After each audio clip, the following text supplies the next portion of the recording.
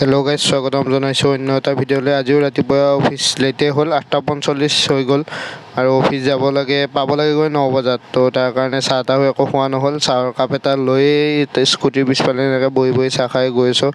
আৰু আপোনালোকক এটা কথা জনাওঁ মানে, মই মানে এনেকুৱা নহয় যে মই সদায় ভিডিঅ' বনাম, এনেকুৱা নহয়। মোৰ এটা টাৰ্গেট আছে, ইউটিউবত মই 100 ভিডিঅ'জ দিম। তাৰপিছত আৰু মই কোনো ধৰণৰ ভিডিঅ' চাগে আপলোড নকৰিম, কৰিবও পাৰোঁ, সেইটো মই নাজানো ইন ফিউচাৰ। কিন্তু মোৰ টাৰ্গেট 100 ভিডিঅ'জ। মই মোৰ ডেইলি লাইফটো আপোনালোকক দেখাব বিচাৰিছোঁ। যদি আপোনালোকে চাই ভাল পায় নাপায় সেইটো মই নাজানো, কিন্তু মই যিটো কৰি আছোঁ মোৰ ডেইলি লাইফত, তো সেইটো দেখাই আছোঁ।